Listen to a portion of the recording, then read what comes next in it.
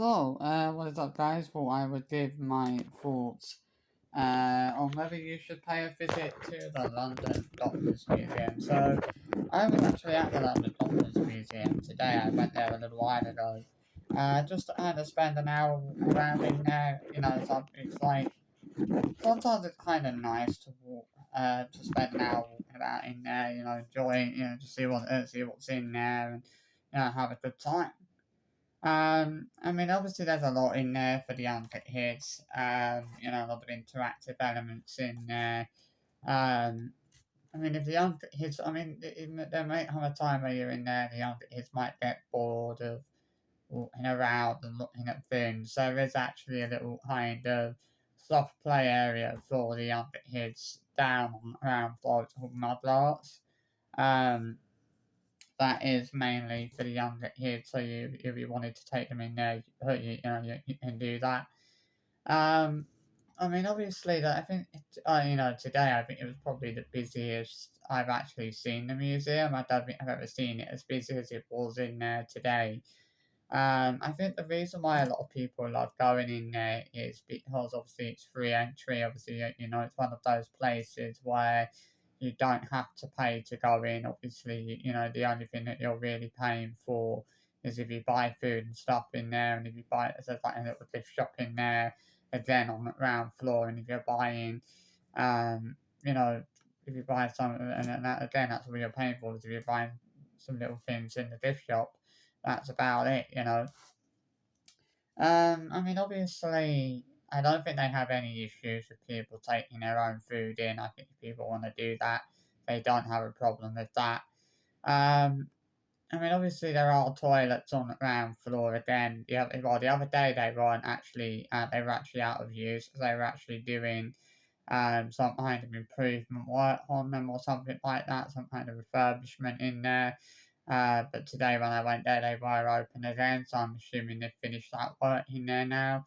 It probably only took a few weeks. But obviously I didn't notice if anything was different with them compared to the last time I went.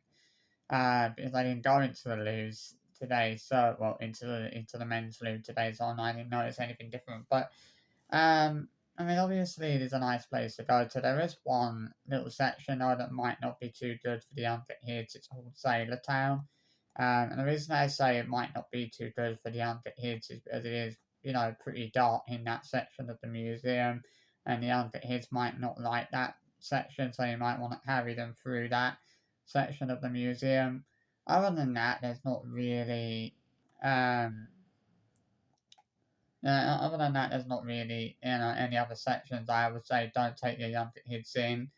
I would say I would say that's the only place you should miss is the London Docklands Museum. Is that kind of say the town section because it's quite dark. And obviously the younger kids might not like that. Other than that, it's all good. I mean, I remember I never used to like walking through that section when I was younger. My mum or my dad used to have to carry me through there. Because I refused point blank to walk through that section. But other than that, yeah, I mean, it's a nice little museum. You could probably be in there. I mean, if you're someone that likes to take that time to walk around, have a look at things, read the information. You could probably be in there for an hour or just about an hour and a half. But if you're not someone that really likes to, take that much time to look at things and read the information, you'll probably be through there, be in and out of there very quickly. Probably been about, half an hour, 45 minutes probably. There's only really stuff on the third and second floor. You start from the third floor and you kind of work your way down, but there's not really anything on the first floor. You're only really looking at stuff on the third floor and on the second floor. So there's not really anything up on the first floor that's worth looking at. The third, it's all kind of like classrooms and things like that on the first floor. There's not really anything in that on that floor. That kind of is part of the tour, should I say? You're only really looking at the second and third, should I say the third floor and then the second floor, and then that's it basically. Um, as I said, free access. You can't complain at that really. Um, I remember, for me, I think I like to, I generally like to go in there more during term time because it's not quite as busy in there during term time as as it is during the school holidays. Obviously during the school holidays it's extremely busy in there as it was today. But during obviously school term time, it's pretty empty in there. Um, obviously, I remember when I went in there last year. I think I went in there once during the summer holidays, and it was quite busy. And then I went in there about a week before the summer holidays started, and there were quite a few school groups in there. And there was one group of school kids in there. They weren't exactly being respectful, considerate to the other people, like the members of the public that were walking around in there. Um, they were making a lot of noise, and you know, I just felt that wasn't respectful. I mean, obviously, whenever I go in there, I'm always trying to make sure I don't make too much noise, out of respect and consideration, for the other people that are walking around in there. I like to show that respect and consideration for them, like keeping that noise, the noise level to a minimum, so that I'm not, disturbing them or making things less enjoyable for the other people, for the other members of the public that are walking around in there.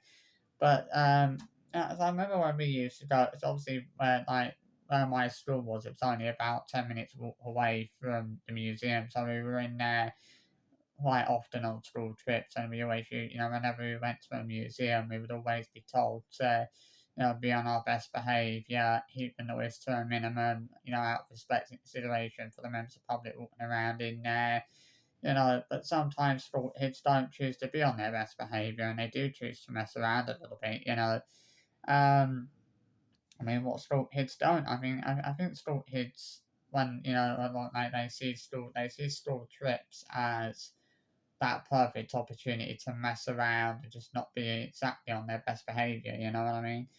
Um, there was obviously I did take some pictures of certain different things in there today. I wasn't planning on taking pictures. I'd only really planned on going in there, and having a little walk around and then coming back. I hadn't planned on taking any pictures of stuff, but I did. Obviously, once I got there, I did sort of decide that yes, I was going to take some pictures of a few different things, which I did. Although it was quite difficult to do that because you've got to try and make sure you're not taking pictures of anyone else in there. Obviously, I didn't want to get into an argument with somebody who thought I was taking pictures of them without their permission. That's not the sort of argument I would want to have with someone. Um, so I was having to try and, obviously, when I was taking the pictures, I had to try and make sure that I wasn't getting anybody else in the shot or anything like that. And I didn't want to get into that argument with someone who thought that I was taking pictures of them without their permission. Um, but yeah, obviously, I would, if you're looking for, a cheap option to take, a cheap place to take your kids to during the school holidays, and you live around the East End of London or you're local to, the East End of London, definitely bring your children to the London Docklands Museum. It's definitely worth it. It's definitely worth a visit if you've not been there before. It's definitely worth a visit. Definitely worth taking your kids there. They might enjoy it. They might not. I think there are lots of different little interactive things that the kids can play with, and little kind of activities for the kids to interactive activities for the kids to do, so it's not too bad. I would say that your kids will get massively bored in there. I know some kids might get a bit fed up and a little bit bored of walking around, looking at stuff. And as I said, if that is the case, then there is that, soft play area down on the ground floor, mud arts. So if you want to, obviously, if the kids start getting bored or whatever, you can take them in there and, let them spend some time in there. Obviously, that might cure their boredom a little bit. Um, it's probably I will maybe it's worth going in there before you start the tour, just so they burn it's a good way for kids to burn some energy as well. I don't I've never had an issue with the London Docklands Museum. I don't think there's ever been a time where you've had to pay to go in there. For as long as I can remember, it's always been, free entry. I don't remember a time where the London Doctors Museum was ever, where there was I don't actually remember there ever being a time where you actually had to pay to go in there. I honestly don't think it's ever been that it's ever been that's ever been the case. Like I don't think you've ever had to pay, or I don't think there ever was a time where you had to pay to go in there. But I think it's always been, free entry. Um, I mean, I think the good thing for me is obviously it is local to where I live. It's literally only about a 10-minute walk away from where I live, and obviously, it's not costing me anything in terms of travel fares or anything like that. Not that I actually pay anything in terms of travel fares now anyway, because I have my freedom pass, so that entitles me to free travel. But I can imagine that if you have like 4 or 5 kids, or 3 or 4, or whatever, travel fares and hostel and cost quite a bit. Also gift shops and things like that. It's about to want something from the gift shop every time you go into it. And that was the thing with me. Like every time I went into a museum when I was younger, I always wanted to buy something in the gift shop. And we always had that was like the thing with me. Like we always had to go in the gift shop every time we went to a museum like that. And even when we always used to go to London Zoo, I think I can't remember if there was a gift shop in the Sea Life Aquarium, but I know there's a couple of gift shops at London Zoo. And again, whenever we used to go to London Zoo, we always had to go and the rule in was that we always had to go into the gift shop. I wouldn't, we couldn't leave until we'd actually been in the gift shops.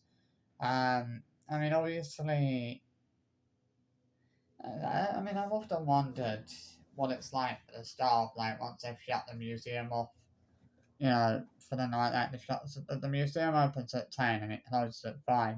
I've always said that during the summertime, the museum should actually be open slightly longer. I've actually said I think it should be open till around 7 p.m. But then why? But then who would want to be going? But then again, it's like Who would want to go to a museum at 7, 8 o'clock in the evening? Like, no one's gonna want to do that, are they? Let's face it. I think you put that hardly anyone in there around that time of the evening. Well, I'll be proven wrong on that. I also wonder what I bet it's somewhat like VP though. The staff always, once the staff close the museum for the night, in order to put, that closed it off to the public, and there's no one else in there. It must be weird, like how quiet it is. Like, I mean, I'd probably be somewhat freaked out by how quiet it is once the museum is closed to the public for the night. And obviously turn everything off. It must be somewhat spooky. You know, I mean, I would say haunted, but it probably is somewhat spooky though. I imagine for those that were in there. Obviously hearing that.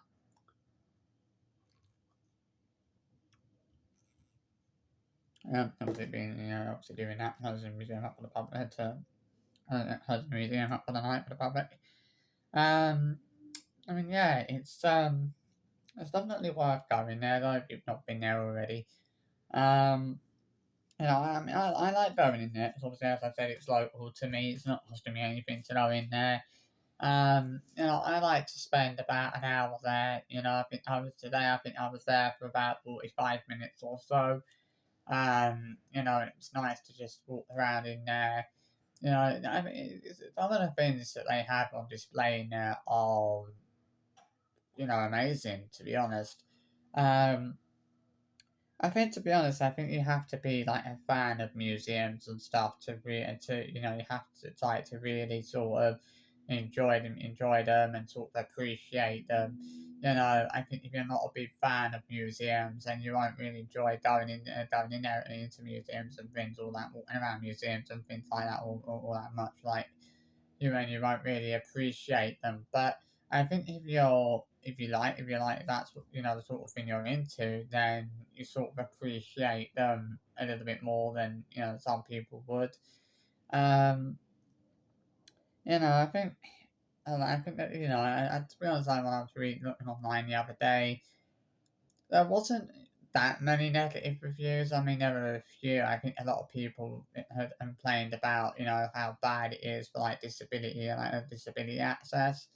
Like disabled that, I mean, that is one of the downsides for the London Docklands Museum, is it's not great when it comes to disabled access. Like disabled access there is pretty bad. I mean, they have a lift. Obviously, hand get in the lift if need be. Obviously, you don't have to go up the stairs. Like if you hand get in the lift and go up to the third floor in the lift if you needed to. But I mean, obviously, as I said, disabled access not brilliant. I mean, obviously, again, like when you walk into the museum, like the paving stones, like those, it's like those hobbles, like those hobbles that you see. It can be quite hard walking across, especially for those that have disabilities and stuff, walking across those hobbles and things like that. Especially for those that are in a wheelchair as well, I imagine it's quite difficult. Um, I mean, obviously, as I said, if museums are something that you're into, then maybe London Docklands Museum might just be worth a visit. I mean, you might just find it worthwhile. I definitely would visit because at least you're not paying to go in there. You're not, the only thing you're really paying for is the gift shop, and for obviously if you buy food and that in there, that's what you're paying for, and that's it. They do a lot of tours and stuff in there. I've seen that. I've seen the tour guides doing tours and stuff in at times when I've been in there. I wouldn't say that there's a better time of the day to go in there. I think it doesn't really matter what time of the day you go in there. During term time, most of the day it's always very quiet in there. But obviously today, like days like today where it's just all holidays, it is very busy in there. I noticed that today. It's probably, as I said, it was probably the busiest I've seen it in a long while. I didn't think that many people were into museums, but I guess I've been proven wrong on that. So yeah, I hope you enjoyed this little video anyway. Thought I would give my thoughts on that. And I'll see you for another video soon. Bye bye.